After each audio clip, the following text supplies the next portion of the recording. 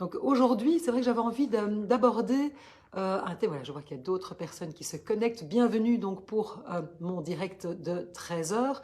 Surtout si vous avez des commentaires, etc., n'hésitez pas à m'en faire part, des questions.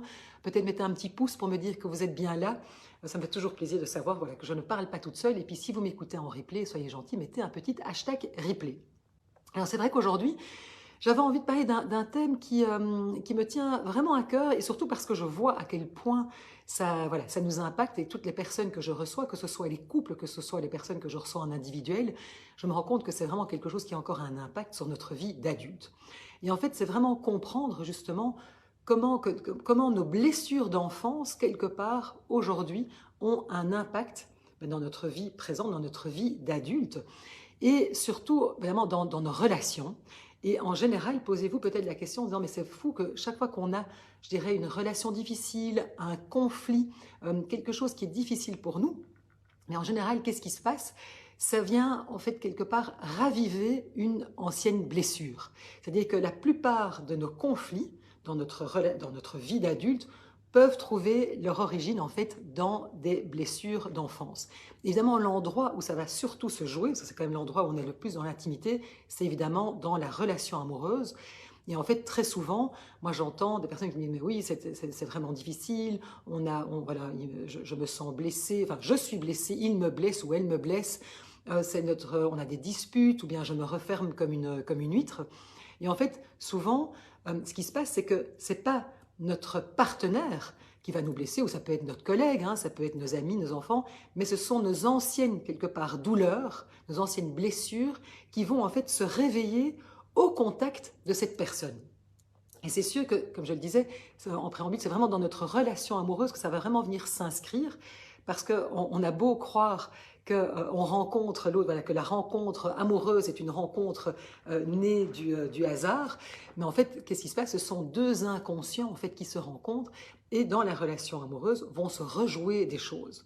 Alors, d'abord, quand on parle de blessures d'enfance, c'est vrai qu'on n'en a pas toujours conscience, mais on a tous et toutes plus ou moins je veux dire, souffert de choses pendant notre enfance. C'est-à-dire que, et ça peut être évidemment à différentes échelles, hein, mais c'est vrai qu'on a pu entendre des paroles maladroites, blessantes de la part, en général ce sont nos parents, ça peut être aussi dans notre fratrie, nos frères et sœurs, ou des personnes qui étaient responsables, je dirais, voilà, de s'occuper de nous, donc les personnes qui se sont occupées de nous dans notre prime enfance. Et souvent, alors ça peut être des choses très subtiles, une parole, un geste déplacé, ça peut être des choses évidemment plus graves parce qu'on sait bien que certaines ou certains d'entre nous ont malheureusement vécu des situations d'abus, de maltraitance, etc.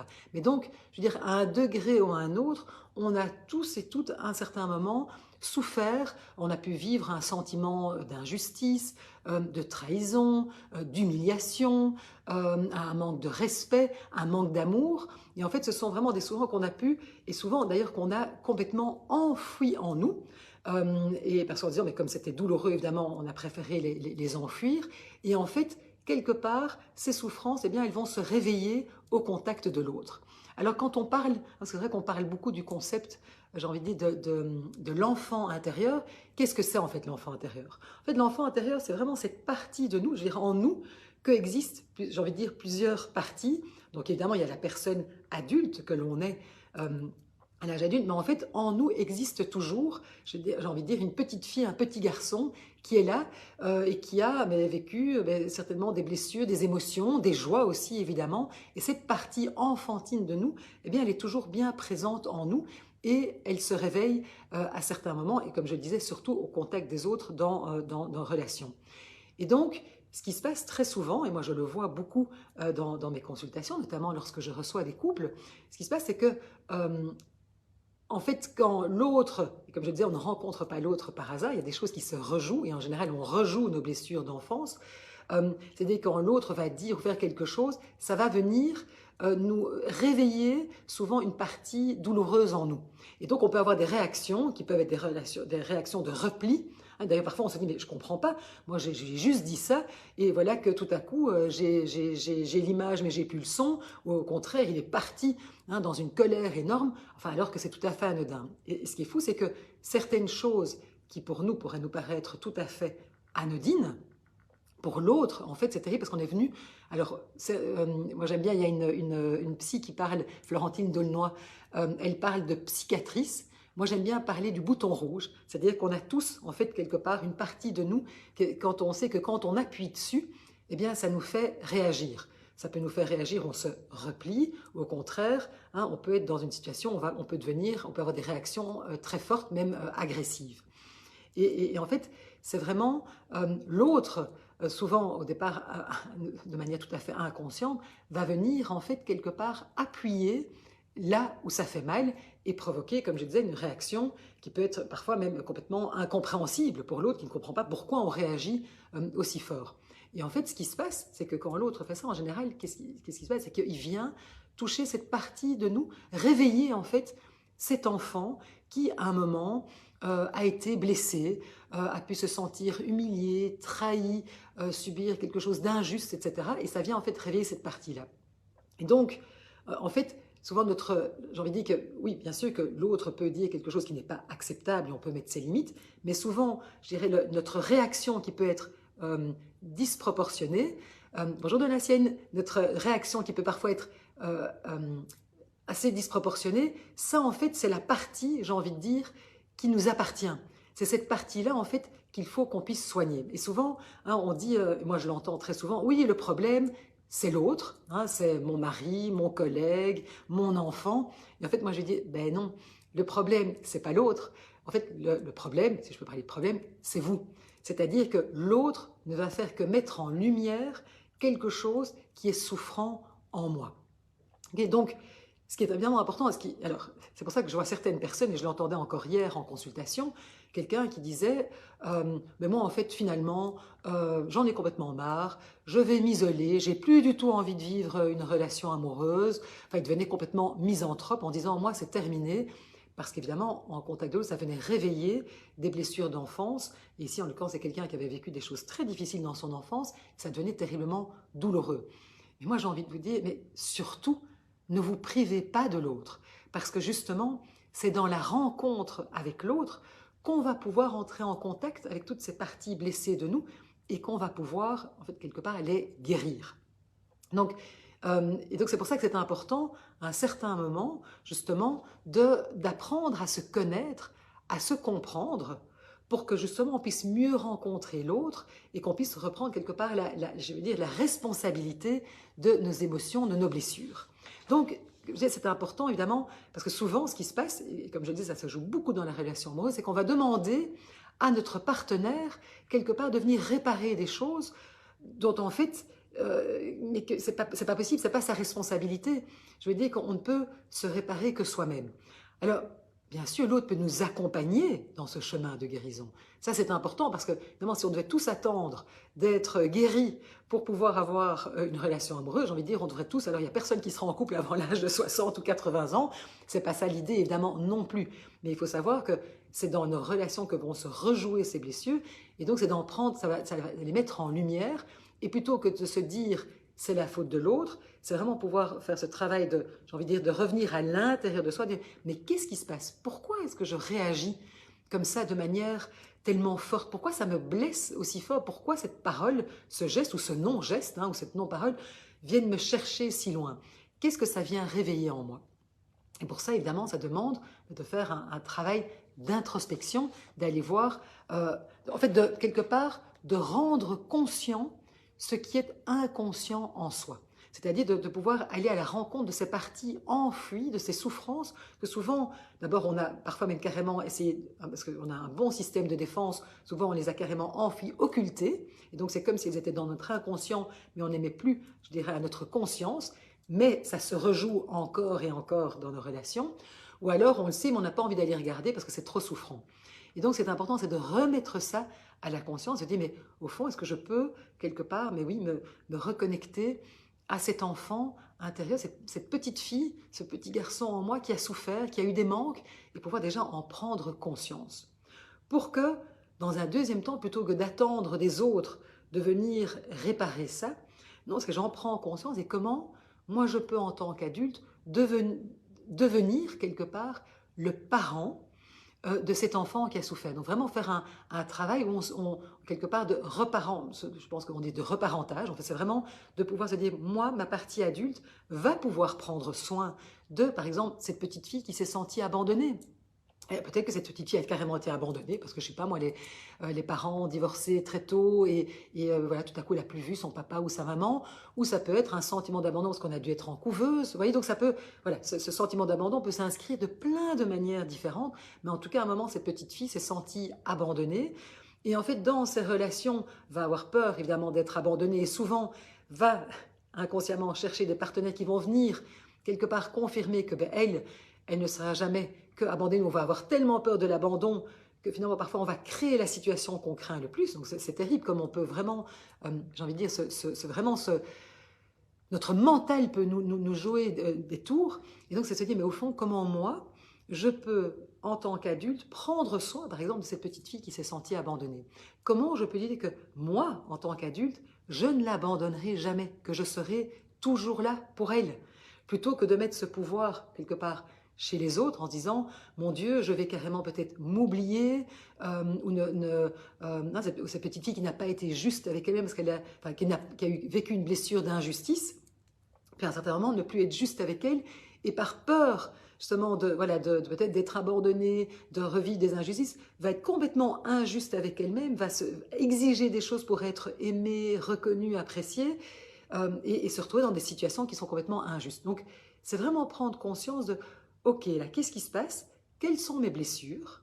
Et de pouvoir vraiment se dire, comment moi, en tant qu'adulte, je vais pouvoir en prendre soin et me dire que moi, en tant qu'adulte, je vais être là pour cette petite fille qui a souffert, qui a vécu des choses difficiles. Mais pour ça, évidemment, il faut pouvoir en prendre conscience. Et donc, ce qui est intéressant, c'est de dire, tiens, quand justement je me sens blessée ou que tout à coup j'ai une espèce de réaction comme ça, oula, faire un stop et dire, qu'est-ce qui se passe? Qu'est-ce qui se passe là? Qu'est-ce que ça vient montrer? Pourquoi est-ce que, et généralement, les disputes ou les conflits ou les incompréhensions sont très souvent sur le même thème. Hein. On se dit, mais qu'est-ce qui se joue là? Qu'est-ce qui se passe? Vraiment, on se dit, mais attends. Et qu'est-ce qui m'appartient là-dedans? Parce que le premier réflexe, souvent, notre partie souffrante est tellement, enfin, c'est dur, quoi, on a mal. Et on a vite tendance à se dire, c'est l'autre. C'est parce que l'autre ne me respecte pas, c'est parce que l'autre n'a pas fait ci, n'a pas fait là, c'est parce que l'autre nous a dit, attends, qu'est-ce qui se passe là? Alors peut-être que oui, l'autre, dans ce cas-là, comment est-ce que je peux peut-être exprimer alors à l'autre, pas dans ma partie souffrante, mais dans ma partie adulte, de dire, écoute, là, ça, par contre, ça ne va pas, ça ne me convient pas, ou ça, c'est pas juste. Comment on peut faire autrement? Ou là, tu sais, quand il se passe ça, je me sens blessée, mais ne plus réagir quelque part avec sa partie blessée, mais pouvoir justement réagir avec sa partie adulte, qui, elle, prend soin de ce qui se passe en soi, et donc de cet enfant qui a été blessé. Donc vraiment, c'est comment on peut, quelque part, devenir le parent de notre enfant intérieur pour pouvoir faire ce travail de transformation qui est vraiment super important. Parce que comme je le disais, c'est vraiment faire ce travail de transformation, se dire, je vais me rencontrer pour mieux rencontrer l'autre. Parce que quelque part, chaque fois qu'il y a une difficulté, un conflit, une émotion forte, ça nous raconte quelque chose et ça trouve très souvent, évidemment, son origine dans nos blessures d'enfance. Donc, moi j'ai envie de vous dire, surtout, ne devenez pas misanthrope, ce serait vraiment trop dommage, parce que quelque part, non, c'est justement dans les relations avec les autres que l'on peut prendre conscience justement de nos blessures, de ce qui nous appartient, de notre histoire, se réconcilier aussi avec notre histoire, de pouvoir vraiment faire ce travail, de pouvoir de rassurer, de réconforter cet enfant intérieur. Et d'ailleurs, il y a plein de techniques pour faire ça, notamment, et vous savez que je suis une grande adepte de l'autocompassion en pleine conscience.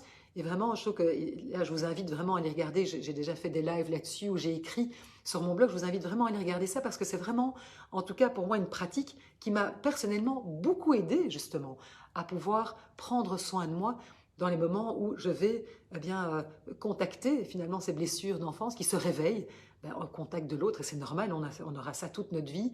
Mais c'est en tout cas de l'accueillir d'une manière tout à fait différente. Et moi, en tout cas, je sais que la pratique de l'autocompassion, à ce moment-là, peut vraiment être une ressource et m'aider pour accueillir cette partie en moi qui souffre et ne plus me sentir séparée, mais au contraire me dire que ça fait partie de notre humanité commune de souffrir quelque part, ça fait partie de la vie, et comment à ce moment-là, justement, je peux prendre soin de moi et me réconforter. Donc, vraiment, ne vous privez pas de l'autre, parce que c'est dans la rencontre, et notamment dans la rencontre amoureuse, que toutes ces choses-là peuvent se révéler et qu'on peut... et c'est là que ça devient beau, à partir du moment où on prend conscience de ces blessures, de ce que moi j'amène dans la relation, et qu'on peut se montrer dans sa vulnérabilité, parce que souvent c'est ça qui se passe, c'est qu'on a tellement peur de reconnecter ces blessures, on veut tellement se protéger que quelque part on se cadenasse et qu'on ne montre pas à l'autre notre vulnérabilité. Pourquoi c'est difficile? Et c'est comme ça que chacun se met dans sa carapace quelque part, ou dans son armure, hein.